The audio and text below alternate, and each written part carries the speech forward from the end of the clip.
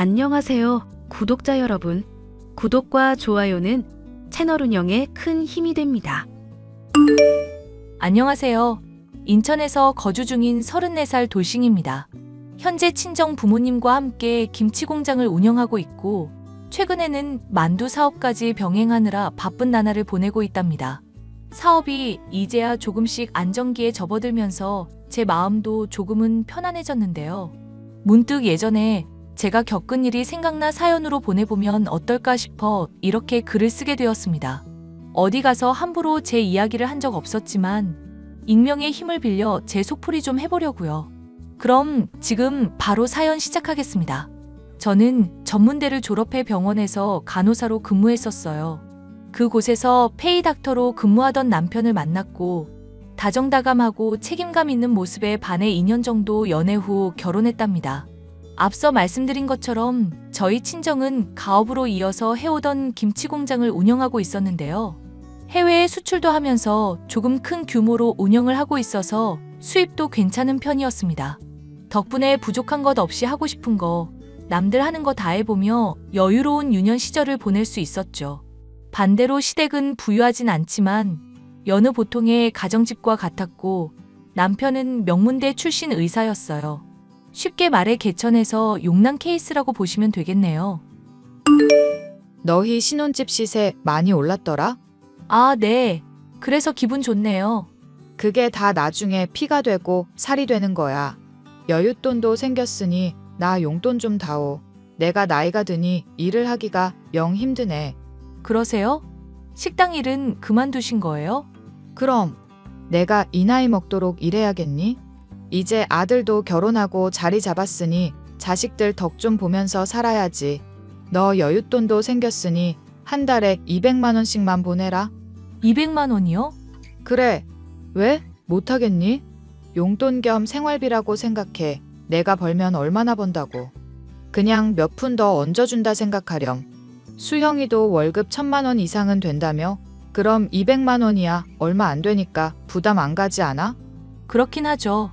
일단 그렇게 할게요. 언니, 그럼 나는 디올에서 나온 신상 가방 좀 빌려줘요. 저번에 집들이 할 때 드레스룸 보니까 언니 명품광이던데?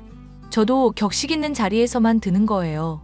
빌려드리는 거야 얼마든지 해드릴 수 있는데 저번처럼 AS 맡겨야 되는 상황이면 앞으로는 곤란할 것 같아요. 참나, 지금 그까짓 거 있다고 자랑하는 거예요? 내가 얼마나 험하게 다뤘다고. 어차피 그거 오빠가 사준 거 아니에요? 제가 제 돈으로 산 거고요. 친정 부모님이 생일 때마다 사주신 것도 있고요. 누구는 좋겠네. 엄마, 오빠, 나도 사주면 안 될까? 취업 선물이다 생각하고. 야, 탐낼 걸 탐내. 너 취업 선물로 노트북 사줬잖아. 그럼 된 거 아니야? 새언니 귀찮게 하지 마. 지난번에 가방 AS 비용도 35만 원 나왔다. 아, 알았어. 알았다고. 더럽고 치사해서 안 빌리고 말지. 나도 돈 많은 남자 만나서 떵떵거리고 살 테니까 그때 가서 도와달라는 소리 하지 마.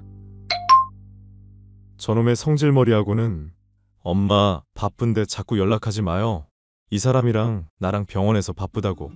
용돈은 다음 달부터 200 드릴 테니까 더 이상 바쁜 사람 붙잡고 뭐라 하지 마요. 알겠죠? 아이고, 서방 없는 년은 부러워서 어떻게 산담? 알았다, 알았어. 시어머니는 한 달에 용돈 200만 원을 달라고 하셨고 시누이도 툭하면 제가 가진 명품이나 옷을 탐내더라고요. 결혼 전에 크고 작은 트러블로 문제를 일으켜서 파혼 위기까지 갔었지만 남편이 결혼해서 고생시키지 않겠다는 다짐을 하길래 그거 하나 믿고 결혼한 거거든요. 그런데 남편은 결혼하고 태도가 정말 바뀌어 버렸습니다. 가부장적인 마인드는 물론이거니와 어느샌가 은근히 저한테 희생을 강요하더라고요. 결국 자녀 계획을 세운다는 핑계로 다니던 병원까지 그만두고 말았습니다. 그 와중에 아들 부심이 대단한 시어머니는 결혼하면 여자는 출가회인이니 친정에 신경 끄라는 말을 달고 사셨어요. 친정이랑 워낙 가깝게 사니까 평소에 자주 보니 그게 안 잊고 오셨나 봅니다. 명절에 제사 지내고 친정집에 가려 하면 이런저런 핑계로 못 가게 막는 건 기본이었고요. 저 혼자 뼈 빠지게 고생해서 모든 집안일을 다 해야 했고 조금이라도 쉬려고 하면 시어머니와 시누이가 눈치를 줬답니다. 자기야, 이번 명절에는 나 좀 도와주면 안 돼? 어머니가 벌써 장보기 목록도 보내시고 꼼짝없이 혼자 해야 하는데. 원래 시집 오면 다 할 줄 알아야 하는 거야.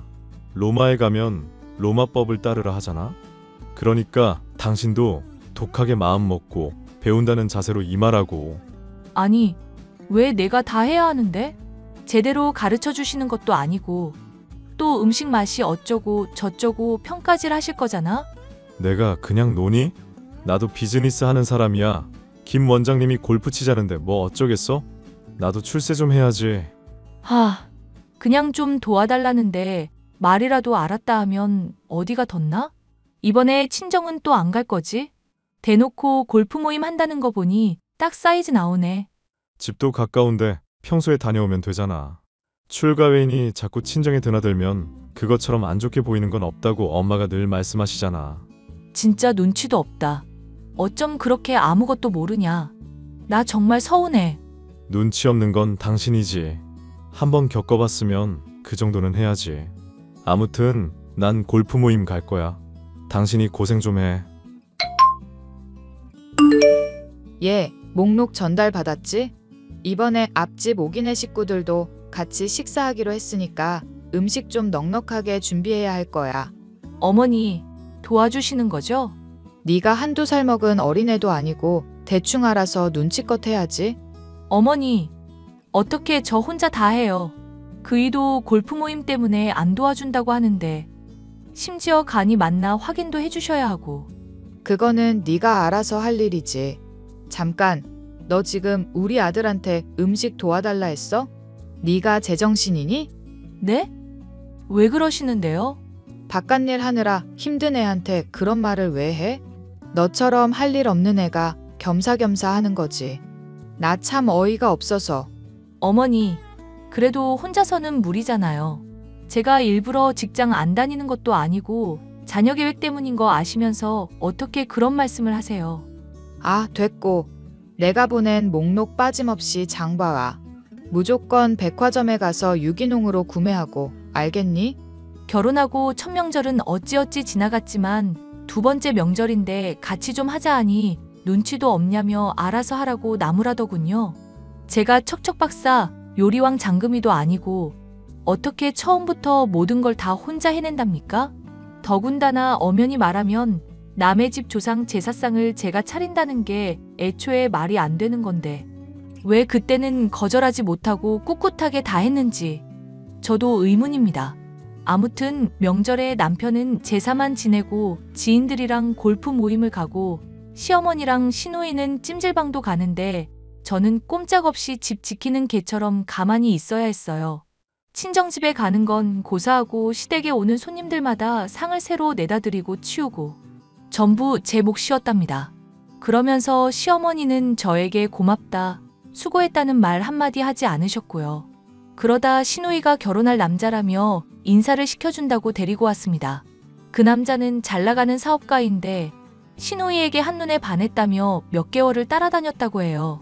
시어머니는 부자 사위 얻게 되었다며 이제 팔자 좀 편하고 기세등등 하셨지만 저는 왠지 찝찝했습니다. 여보, 어제 인사 온 그 남자 말이야. 난 왜 별로일 것 같은지 몰라? 왜? 어디가 어때서? 멀쩡하게만 생겼구만. 그냥 풍기는 분위기랄까? 되게 낯설고 찝찝해서. 무슨 사업하는지 자세히 말도 안 하고 계속 돈 얘기만 하다 가는 게. 당신이 뭘 몰라서 그래. 남자가 사업하다 보면 말 못할 사정도 있고 그런 거지. 왜 사람을 의심하고 그래? 그냥 왠지 여자의 촉이랄까. 촉 같은 소리 하네. 아무튼 둘이 결혼한다니까 그렇게 알아. 그래서 말인데 수연이 결혼자금 좀 보태주자. 얼마나?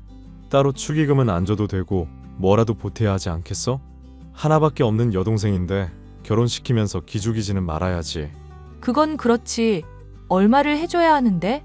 지난번에 우리 적금 든 거 만기됐을 거니까 그거랑 당신 가진 거랑 합치면 3천만 원 정도? 3천만 원이나? 너무 많이 보태주는 거 아니야? 뭐가 많아? 엄마가 일도 안 하고 모아둔 것도 별로 없는데. 가진 거 다 털어서 시집 보내는데 우리도 그 정도는 해야지. 당신 생각이 그렇다면 그래야지.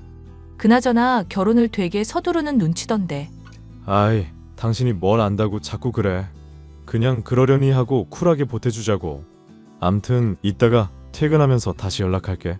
그렇게 신우이의 결혼 준비는 아주 속전속결이었어요. 만난 지 반년도 안 된 걸로 아는데 결혼 준비도 2달도 안 된 시간에 거의 끝마쳤거든요. 청첩장만 나오면 되는데 신우이가 갑자기 울고불고 난리가 난 겁니다. 휴대폰에서는 신우이의 메시지로 불이 나기 시작했고 아주 가관도 아니었죠. 나 정말 망했어. 어떡하면 좋아? 우리 딸 왜? 무슨 일인데? 울지 말고 엄마한테 말해봐. 그 사람 인우 씨 갑자기 연락이 안 되길래 무슨 일 있나 하고 사무실 찾아갔는데 글쎄 그런 사람 없다는 거야. 나처럼 그 사람 이름 대고 찾아온 여자가 한둘이 아니래. 어떡하면 좋아? 뭐라고? 그 자식 어디 있는데? 몰라. 아마 사기친 것 같다고 하는데 날라도 진작에 날랐겠지. 내 피 같은 돈 어떻게 해? 그래봤자 3천만 원이야. 다시 금방 벌면 되는 거야. 난리 치지 말고 경찰에 신고부터 해. 신고는 당연히 하지. 근데 신혼집 없고 사업자금 필요하다며 이것저것 빌려간 게 1억이 넘는단 말이야. 뭐? 1억이라고? 그거 집 담보로 대출도 받은 거라 못 찾으면 우리 길거리에 나 앉아야 한다. 아이고, 이게 웬 날벼락이라니. 언니 집에 돈 많잖아요. 부탁 좀 해보면 안 돼요? 우리 어떡하면 좋아요? 네? 갑자기 저희 집은 왜? 맞아, 아가. 염치 없지만 사돈한테 부탁 좀 하면 안 되겠니? 우리가 워낙 급한 사정이다 보니 하필 제2금융권에 대출을 받아서. 응? 평소에 친정에 왕래도 못하게 하시면서 어쩜 그렇게 당연하게 지원받을 생각을 하세요? 저도 단번에 이렇게 하겠다 답변은 못 드려요. 상의도 안 해보고 덜컥 돈을 드릴 수 있는 게 아니잖아요. 그래도 불쌍한 네 시누이 생각해서라도 큰 돈 필요 없으니 제발. 당신이 수고 좀 해줘. 장인어른한테 넌지시 이야기 좀 해봐. 우리가 말하는 것보다 딸이 이야기하는 게 낫겠지. 신우이가 하도 울고불고 난리를 치는 바람에 시댁은 난리도 아니었습니다. 하도 앓는 소리를 하길래 불쌍하기도 하고 길거리에 나앉게 할 수는 없으니 저도 친정 부모님께 아쉬운 소리를 해야 했어요. 그래도 다행이었던 건 친정 부모님이 발벗고 나서주셨다는 겁니다. 당장 이자 내기도 버거운 상황이었는데 부모님이 1억 원이나 되는 빚을 모두 갚아주셨거든요. 시어머니는 고마워하며 저한테 잘해주겠다는 설탕 발린 소리를 해댔지만 그것도 아주 잠시였어요. 본인들의 가장 큰 고민이었던 게 사라지니까 다시 예전과 같은 모습으로 지내더라고요. 어이가 없었지만 그런 큰일 겪고 나서 조금 달라지는 게 있겠거니 하고 넘겼습니다. 하지만 문제는 그 뒤부터였어요. 저희 집이 빚을 해결해 주니까 이제는 대놓고 돈 많은 집안이라며 더욱더 노골적으로 선물도 요구하고 저 없는 시간에 신혼집에 찾아와 물건을 빌려가기도 하고요. 그러다 제가 남편과 이혼을 결심하게 된 결정적인 사건이 발생하게 됩니다.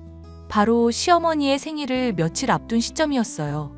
제 신혼집이 친정과 시댁의 중간 지점에 위치했는데 신혼집 주변이 재개발되면서 덩달아 시댁이 살고 있는 집값도 오른 거였죠. 이때다 싶었는지 집을 처분하고는 서울 근교의 쌍값에 나온 단독주택으로 이사하셨습니다.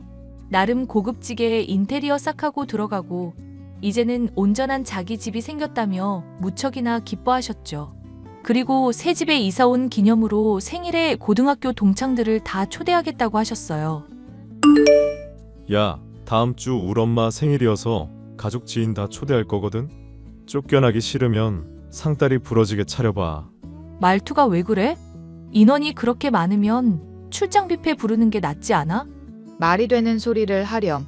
음식에 정성이 있어야지. 어디서 꾀를 부리고 있어? 어머님, 꾀 부리는 게 아니라요.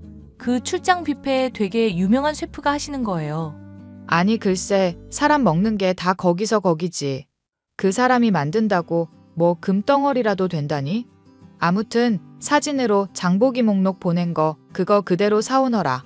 내일 장 보려고 하는데 괜찮으시죠? 그래, 너 좋을 대로 해. 그나저나 음식 준비하는 데 있어서 너도 신경 좀 써야 한다. 네네, 알겠습니다. 아, 그나저나 이번에 갈비찜 하거들랑 10인분 하지 말고 한 20인분 해. 뭐라고요? 20인분? 그걸 누가 다 먹어? 다 남길 것 같은데. 뭘 남겨? 각자 들고 갈 여유 음식 만들어 놓으라고. 남아도 되니까 많이 만들어. 알았어요, 어머니. 냉장고에 재료 들어갈 자리는 있어요? 미리 재료 갖다 놓을 거예요. 쑤시면 다 들어가. 그런 거 걱정하지 말고 내가 준 목록이나 잘 간수해. 저는 체념하고 1년에 한 번 있는 생일까지 건 못 해주겠냐고 이왕 하는 거 제대로 해보려고 마트에 가서 장을 보게 되었습니다.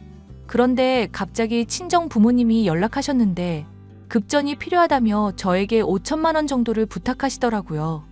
시누이 결혼하면서 결혼자금 보태준답시고 도와준 것 때문에 저는 돈이 모자란 상황이었고요. 부모님이 이유는 말씀을 잘 안 해주셨는데 상당히 급해 보였습니다. 남편과 시어머니에게 어렵사리 도움을 요청했지만 매몰차게 거절당했어요. 이사하면서 가진 돈 다 써버렸다며 사람이 무안할 정도로 거절하는데 아무런 도움이 되지 못하는 제가 한심스럽기까지 했습니다. 그러다 갑자기 상황 해결이 되었는데 친정 아버지가 아무래도 낌새가 이상하다며 경찰에 조사 의뢰하셨어요. 며칠 뒤 시어머니의 생일 당일 아침 친정 아버지로부터 연락을 받았습니다. 범인이 잡혔다는 소리에 아침 일찍 경찰서에 다녀오셨는데 글쎄 거기서 시누이를 봤다는 거지 뭐예요? 저도 깜짝 놀라 하던 일 다 멈추고 경찰서로 달려갔습니다. 지혜야 오고 있니? 사실 너한테 말 못한 게 있단다. 나 지금 거의 다 왔어요. 말 못한 게 뭔데? 사실 사돈 처녀가 범인이야. 혼자서 한 게 아니지만 나도 가서 깜짝 놀랐다. 네? 지금 그게 무슨 소리예요? 아니 글쎄, 누가 우리 김치에서 이물질 나왔다고 신고를 한 거야. 그래서 맘카페며 인터넷이며 난리가 났던 거 알지? 글쎄 그게 사돈처녀가 사람 하나 시켜서 저지른 거란다. 뭐라고? 지금 그게 말이 돼? 나도 기가 막혀서 말이 안 나와. 소문 만들어서 퍼뜨린 것까진 이해해. 근데 그거 일부러 그랬다는 거야. 야채값도 많이 오르고 급한 대로 보상금 지급해야 해서 5천만 원 필요했는데 그게 다 사돈처녀가 짜고 친 고스톱이었다고. 아니, 왜 그런 짓을? 사돈처녀 말로는 돈이 필요했나 봐. 예전에 사기 같은 거 당했잖아. 그 이후로 돈이 조금 딸렸나 보더라고. 아무리 그래도 그렇지. 엄마 아빠를 상대로 이런 짓거리를 했다는 거야? 일단 나 앞이니까 기다려. 이거 우리 시어머니랑 남편도 알아? 아직 연락은 안 갔을 거야. 상황 대충 마무리하고 연락하지 싶은데 조사 먼저 끝내야 된다고 하더라고. 어이가 없네. 아무튼 알겠어요. 잠시만 기다려. 친정 아버지의 연락을 받고 경찰서로 달려간 저는 기막힌 광경을 목격하고야 말았습니다. TV에서나 보던 것처럼 죄를 저지른 사람들이 옷 뒤집어 쓰고 고개 푹 숙이고 있다고 하는데 웬 젊은 남녀 한 쌍이 딱 그러고 있더라고요. 한눈에 알아볼 수 있었어요. 바로 시누이였죠. 친정 아버지가 가까이 갈수록 여자가 더 숨으려 하길래 제가 머리채를 잡고 확 젖혀보니 아니나 다를까 시누이였습니다. 저랑 눈이 마주치자 귀신이라도 본 것처럼 화들짝 놀라더니 이내 다시 고개를 푹 숙이더라고요. 알고 보니 저희 친정집이 여유롭다는 걸 알고 편법 써서 피해 보상금 받아내 돈 뜯어낼 생각이었던 겁니다.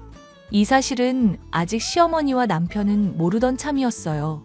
저는 아무 말도 하지 않고 있는 시누이를 한참을 쳐다보다 법대로 하라 소리치고는 일단 시댁으로 왔습니다. 그동안 제 물건을 탐내던 것도 모자라 친정에까지 피해를 끼치니 화가 미친 듯이 나더라고요. 음식 준비고 뭐고 물 한 잔 들이켠 채 가만히 앉아 있었어요. 그러다 도저히 화가 가라앉지 않아 어떻게 박살낼까 생각하는데 남편과 시어머니에게 연락이 왔습니다. 음식 준비는 잘 돼가니? 어느 정도 완성했냐? 지금 아무것도 못하고 있어요. 양이 너무 많기도 하고 엄두가 안 나네요. 뭐? 당장 점심에 손님 오는데 너 어떡하려 그래? 그러니까 제가 출장 뷔페 말씀드렸잖아요. 내가 그건 싫다고 했지? 아니 뭐 하느라 이 시간까지 아무것도 안 해? 게을러 터져가지고는. 부모님이랑 상의할 일이 있어서 이야기 좀 하느라 늦었어요. 지금이라도 늦지 않았는데 출장 뷔페 시킬까요? 당신 내가 그렇게 부탁했는데 정말 너무한 거 아니야? 다른 날도 아니고 우리 엄마 생일인데. 내가 그래서 노력을 안 했니? 잠시 일이 있었다잖아. 선택권도 계속 주고 있는데 아무것도 안 하는 놈이 이래라 저래라 말만 많아? 야, 너 내 아들한테 놈이라고 했어? 내 생일 다 망칠 작정이야? 제가 어머님 인생을 왜 망쳐요? 스스로 망치는 거면 몰라도 왜 제 탓을 하세요? 말 가려서 해. 그래도 시어머니야. 아무튼 오늘 당신이 잘못한 거야. 엄마한테 사과드리고 지금이라도 빨리 준비해. 내가 왜? 다 필요 없고 난 친정에 갈 테니까 그런 줄 알아. 더 이상 이 역겨운 짓도 못 해먹겠다. 뭐가 어쩌고 저째? 역겨워? 너 지금 그 집에서 나가면 나랑 이혼이야. 시어머니 생일상 차려야지. 어딜 가. 너네 엄마 생일상을 내가 왜 차려? 낳아준 놈은 말만 번지르르하게 하는데. 너네 엄마 생일을 기일로 만들어버리기 전에 조용히 짜져 있어라? 평소에 도와주기라도 했으면 말이라도 안 해. 뭐? 기일? 말 다 했냐? 아니, 못했거든? 넌 나 만나면 반 죽을 줄 알아라. 알겠냐? 난 너랑은 더 이상 못 살아. 야. 저는 그 길로 시댁에 있던 그릇, 집기류 다 버려버리고 식재료까지 다 내던지고 친정으로 와버렸습니다. 부모님 사업에 재를 뿌린 것도 모자라 나름 좋은 방향으로 해결 보려고 했는데 그 와중에 저한테 저지랄을 해대니 제가 눈이 안 뒤집히고 백이겠나요? 아니나 다를까 시어머니와 남편은 저에게 연락해서는 입에 담지도 못할 욕을 내뱉으시더군요. 뭐 급한 대로 회랑 이것저것 배달 음식을 주문해서 해결을 받는지 잠잠하더라고요. 저는 남편이 원만히 이혼해 줄 것 같지 않아 이혼 소송을 준비했습니다. 그랬더니 되려 저에게 며느리 돌이 다 안 했다며 위자료를 달라고 요구했습니다. 하지만 재판은 저에게 유리하게 흘러갔고 결국 제가 승소의 위자료 1억 받아냈어요. 신우이는 사기죄로 2년의 실형을 선고받고 구치소에 수감되었고요. 돈을 빼돌리려 했던 상대가 저희 친정뿐 아니라 여러 군데가 있었나 봅니다. 이혼하고 한 달 정도 있다가 들은 이야기인데요. 남편은 병원에 이미지 실추돼서 권고사직 당했고 업계에 소문이 쫙 나서 이직도 잘 안 되는 모양이더라고요. 그렇게 서로의 인연은 완전히 끝나고 말았죠. 그 뒤로 친정집 사업은 홈쇼핑까지 진출하며 크게 성공했고 저도 본격적으로 일을 배우기 시작했습니다. 친정집이 방송에도 나오고 유명해지니 전 남편이 무슨 정신이 들었는지 살림을 다시 합치자며 개인 병원 차릴 돈 빌려달라고 하길래 엿먹으라 하고 차단해버렸어요. 저는 부모님을 도와 사업을 시작했고 만두 사업까지 성공시키며 돈방석에 앉게 되었답니다. 제2의 인생을 시작한 만큼 후회 없이 살다 가려고요. 그 사람들이야 어찌 지내는지 제 알 바 아니지만 열심히 일을 해가며 그들을 제 기억 속에서 지워버리려고요. 제 사연은 여기까지고 여러분이 응원의 한마디 해주신다면 조금 더 힘내서 열심히 살아보겠습니다. 제 이야기 들어주셔서 감사드려요.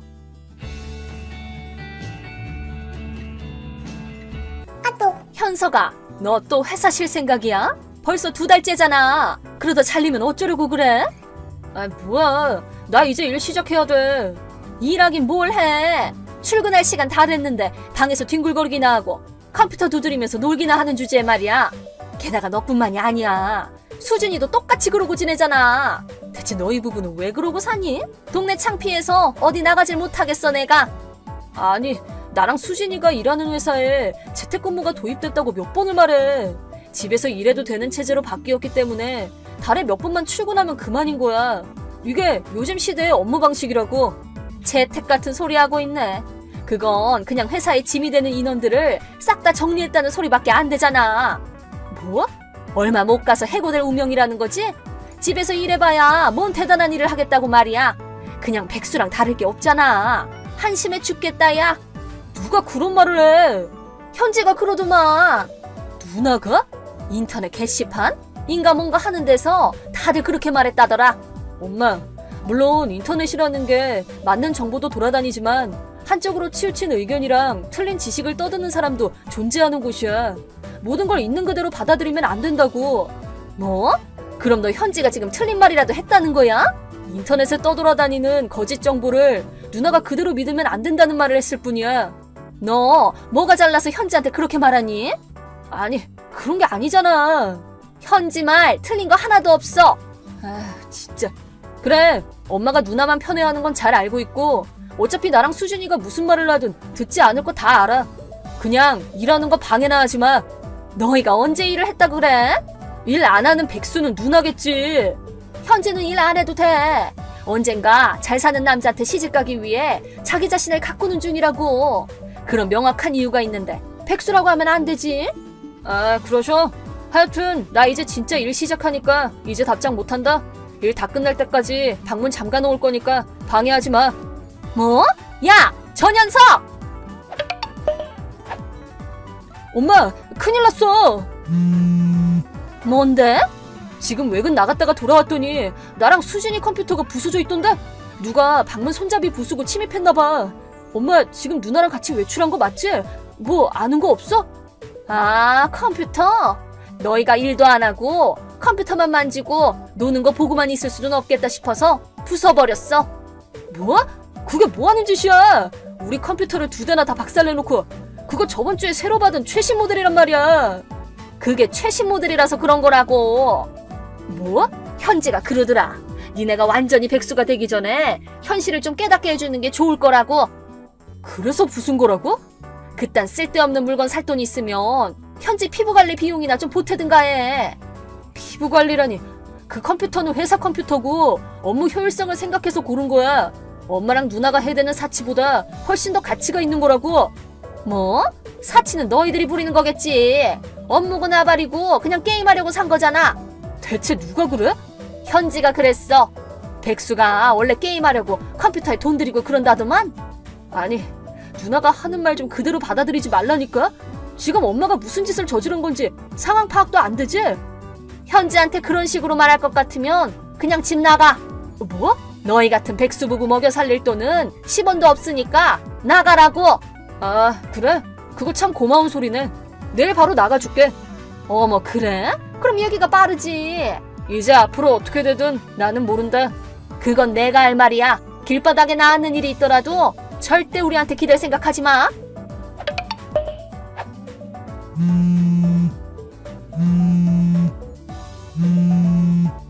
천연석, 이게 대체 뭐야? 우편 도착했어? 변상금 1000만 원이라니 뭔 소리냐고. 뭐긴 우리 컴퓨터 변상금이지. 뭐? 내 거랑 수진이 거 합쳐서 그 금액이야. 1000만 원이라니 무슨 말도 안 되는 소리야 그게. 어딜 더러운 방법으로 돈 뜯어갈 생각만 하고 있어? 건방지게. 청구서 보낸 게 회사 측인 건 확인했어? 뭐? 회사? 그 컴퓨터는 회사에서 지급했던 거라고. 지급을 해? 회사가 컴퓨터 2대를 사서 나랑 수진이한테 쓰라고 지급했던 거라고. 뭐? 지금까지 쓰던 컴퓨터가 너무 오래된 기종이라서 작업 효율에 문제가 생겼었거든.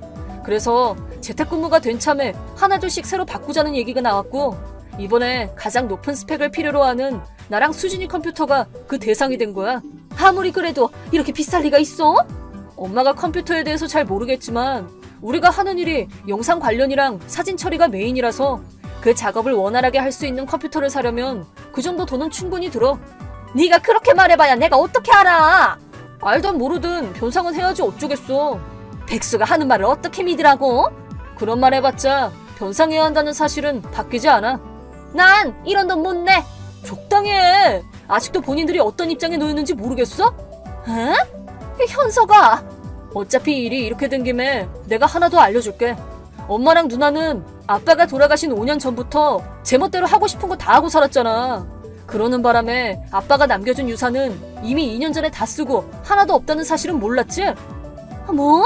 그 후로는 나랑 수진이가 월세를 포함해서 온갖 유지비랑 엄마랑 누나 생활비까지 다 내왔어.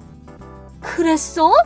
그래도 우리 보고 나가라고 한 건 엄마니까 앞으로는 싹 다 둘이서 알아서 해결해. 아니, 잠깐만! 아, 그리고 다시 말하지만 그 컴퓨터 변상은 반드시 해야 돼. 아니, 우리는 일도 안 하는데? 앞으로는 어떻게 먹고 살란 소리야? 일을 해. 그럼 이만.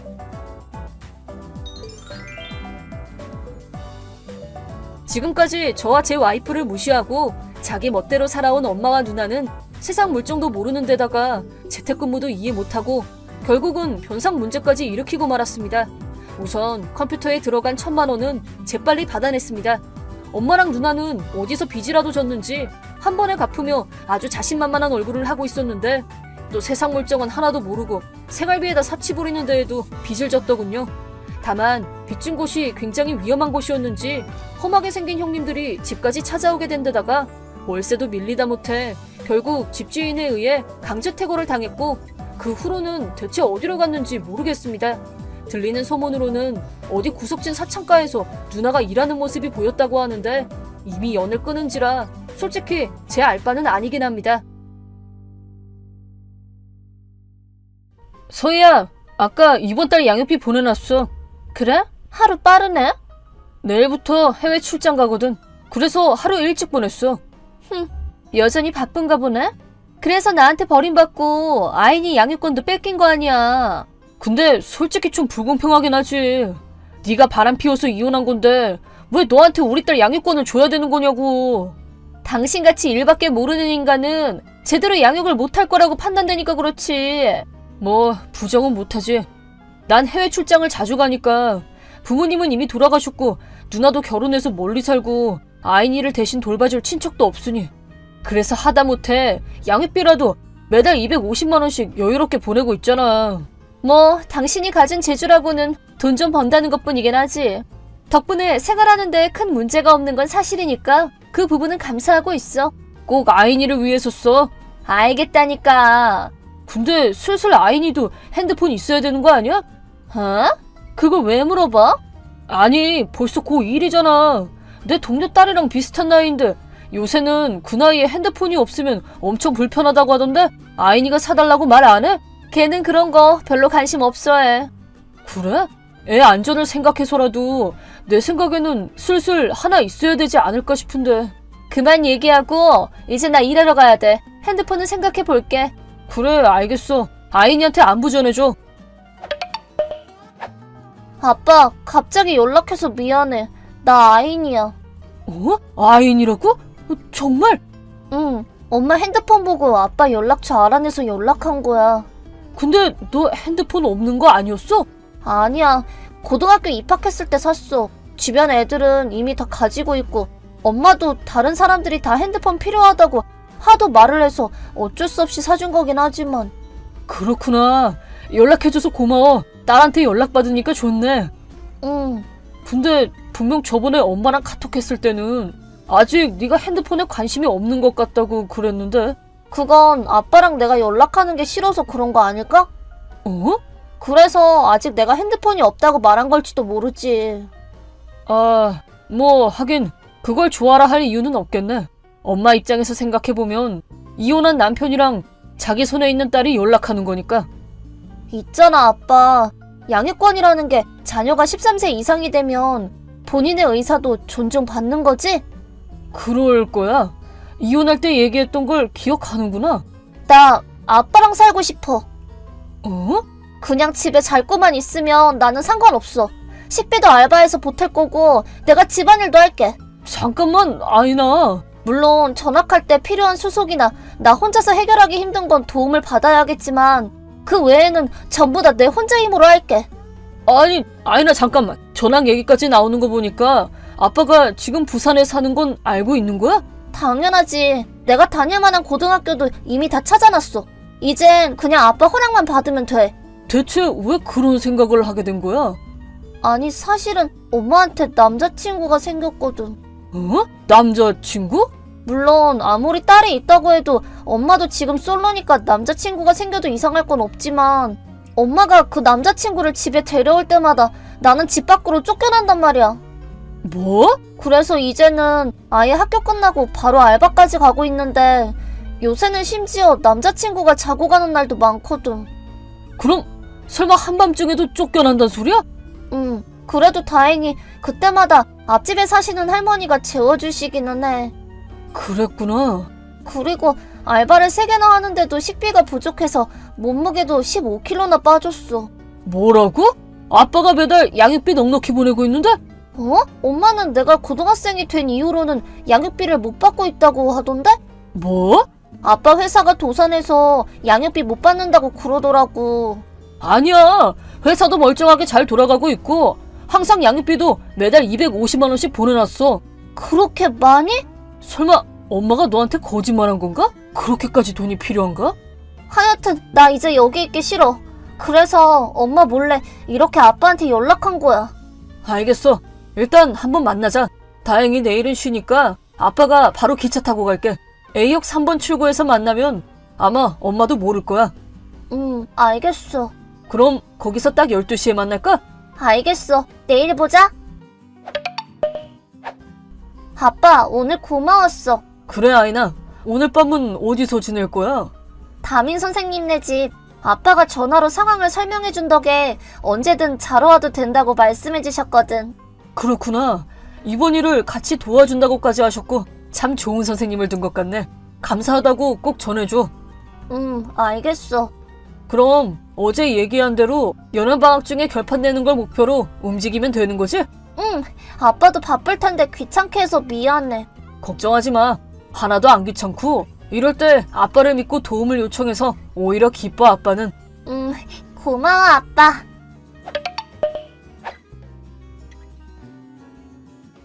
아니 뭐야? 애한테 무슨 말을 한 거야? 뭔데? 갑자기 이제 나랑 살기 싫어서 아빠한테 간다는 말을 하길래 얘기를 들어보니까 둘이서 연락했다면서 양육권을 가진 나를 두고 그딴 짓을 해? 그 나이 되면 당연히 본인 의지가 가장 크게 작용하지. 뭐?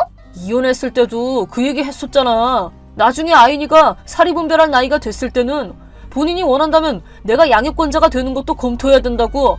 그래도 당신은 출장이 많아서 안정적으로 생활하는 상태도 아니잖아. 경제적 여유는 있을지도 모르겠는데 곁에 있어주지도 못하는 상태에서 제대로 애 돌볼 수나 있겠어? 아, 그거 말인데 내가 해외 출장 다니면서 하던 일을 새로 만든 전문 부서에서 할 수 있도록 준비하고 있어. 덕분에 내 생활은 예전보다 더 안정될 예정이야. 내가 없을 때도 누나 부부가 이 근처로 이사 오기로 했기 때문에 아인이랑 같이 사는 데에는 문제 없어. 뭐? 게다가 넌 그런 말을 할 자격이 없지 않아? 뭐가? 내가 매달 보냈던 250만 원은 대체 어디다가 써온 거야? 뭐? 무슨 소리야? 아인이 학비랑 뭐 교통비랑 학원비랑 생활용품 등등 사립고등학교라서 돈 많이 든다고 했잖아. 야, 나랑 아인이가 연락했다는 걸 알고도 그런 거짓말이 나와? 아니 그래 뭐 학비는 양육비에서 냈을지도 모르는데 사립고등학교만큼은 아니겠지. 아인이는 교통비도 안 들게 자전거 타고 근처 공립학교 다닌다며? 학원은 가본 적도 없고 그뿐만 아니라 내가 돈을 안 보내고 있다고 말하고 애한테 알바를 3개나 시켜가면서 돈을 벌게 했어. 얼마 전에 만났을 때 애가 너무 말라서 진짜 못 알아볼 뻔했어. 원래 평균 체중 정도의 밥도 잘 먹던 애가 15kg나 빠지는 게 말이 된다고 생각해? 그건 그냥 다이어트 하는 거잖아. 그럴 나이도 됐잖아. 그럴 나이인 애를 집에서 남자친구랑 둘이서 놀기 위해서 밤낮 없이 쫓아낸 건 대체 누군데? 걔가 그런 얘기까지 했어? 그냥 넘어갈 얘기가 아니니까 말한 거 아니야. 흥신소에서 조사한 정보도 있어. 뭐?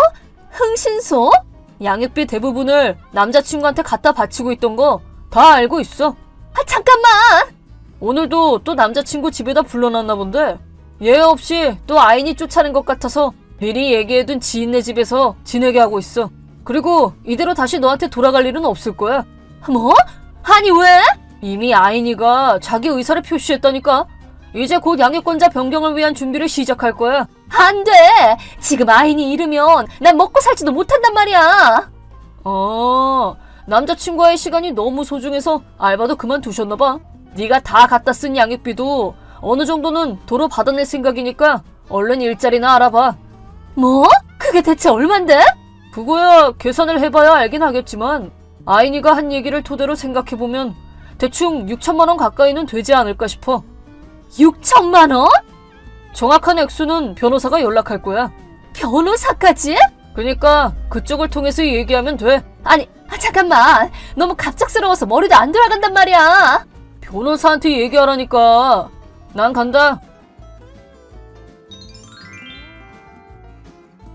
이 행동은 딸의 여름방학 시기를 노렸습니다. 전처가 학교에 난입해서 딸과 접촉할 가능성을 고려한 것입니다. 양육권자 변경은 사정을 알게 된 전처의 부모님도 함께 설득해 주셔서 겨우 수속을 마칠 수 있었습니다. 딸은 저와 함께 살 수 있다는 걸 알게 된 순간 매우 기뻐했습니다. 전학갈 학교도 정해져서 신학기 시작과 함께 새 학교 생활에도 순조롭게 적응한 듯합니다. 전처는 이제 자신의 부모님에게조차 버림받게 되었고 다 써버린 양육비를 갚기 위해 빚까지 졌습니다. 자신에게 바쳐온 돈이 어디서 나온 건지를 알게 된 남자친구와도 이별했고 완전히 혼자가 된 전처는 그 동네를 떠날 수밖에 없게 되었고 지금은 한 지방 번화가에서 몸을 팔며 일하고 있다고 합니다.